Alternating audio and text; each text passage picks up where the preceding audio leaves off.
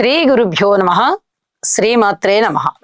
మా భక్తి టీవీని ప్రోత్సహిస్తున్నటువంటి మా ప్రేక్షకులందరికీ ధన్యవాదాలు తెలియజేస్తూ, గురువు యొక్క వక్రస్థితి మనకి కర్కాటక రాశి నుంచి డిసెంబర్ 5వ తేదీన మళ్ళీ తిరిగి అదే వక్రంతో మిథున రాశిలోకి వెళ్తుంది. మిథున రాశిలో 20 డిగ్రీల 53 నిమిషాల వరకు సంచారం చేసి అప్పుడు మళ్ళీ రుజు మార్గంలో వస్తారు. అక్కడ ఏ పాదం ఉంది, ఏ నక్షత్రం ఉంది అంటే పునర్వసు 1వ పాదంలో వారి యొక్క వక్రత వీడుతోంది. మళ్ళీ అక్కడ దగ్గర నుంచి పునర్వసు 1వ పాదము, 2వ పాదము, 3వ పాదము సంచరించి తిరిగి కర్కాటక రాశిలోకి వస్తారు. పునర్వసు 4వ పాదం ఉంటుంది అక్కడికి. అప్పటికి వచ్చేటప్పటికి జూన్ 1వ తేదీ అయిపోతుంది. ఇక కర్కాటక రాశిలో గురువు గారి యొక్క స్థితి వరకు ఈ రకమైన సంచారం ఉంటుంది.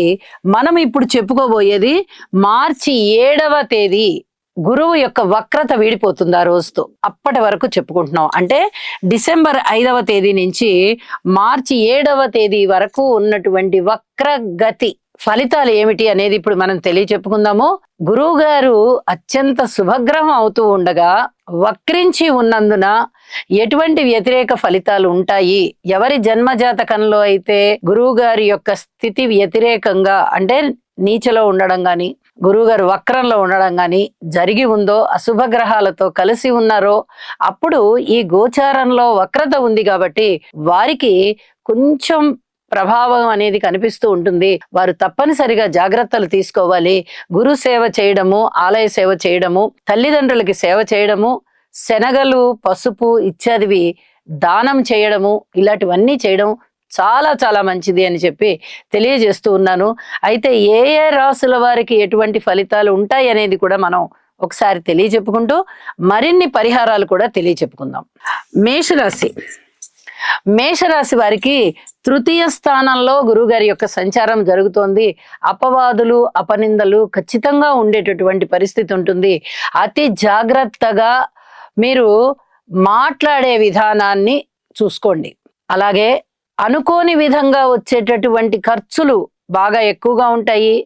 ఏ ఏ పనులైతే మీరు ముందరికి వెళ్ళాలి, ఇందులో ఖచ్చితంగా మనం విజయం సాధించాలి అనుకుంటున్నారో అవి కాస్త కుంటుపడేటటువంటి అవకాశం కనిపిస్తోంది. అలాగే వ్యతిరేకమైన ఫలితాలు వస్తూ ఉన్నప్పటికీ సరిగా గ్రహించుకోకుండా మనకి ఇంకా మంచి జరుగుతుందిలే అని ఆలోచిస్తూ ఉంటారు. ఇక్కడ కొంచెం గ్రహింపు శక్తి అవసరం.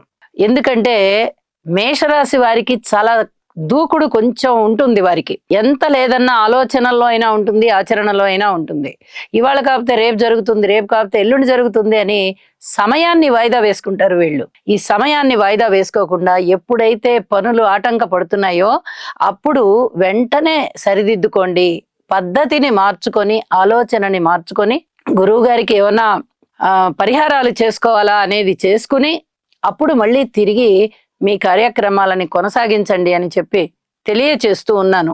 తప్పనిసరిగా పరిహారాలు చేసుకోవడానికి ప్రయత్నం చేయండి. పసుపు తోటలు పెంచేవాళ్ళు కానీ, అలాగే శనగలు పంట వేసేవారు కానీ, పసుపు వస్త్రాలు నేత చేసేవారు కానీ, కొంచెం శారీరక శ్రమ ఎక్కువగా ఉంటుంది. ఈ శారీరక శ్రమని తగ్గించుకోవడం కోసం గురువు అనుగ్రహం పొందండి. గురువు గారి యొక్క స్తోత్రాలు తప్పనిసరిగా పఠించండి. శుభం.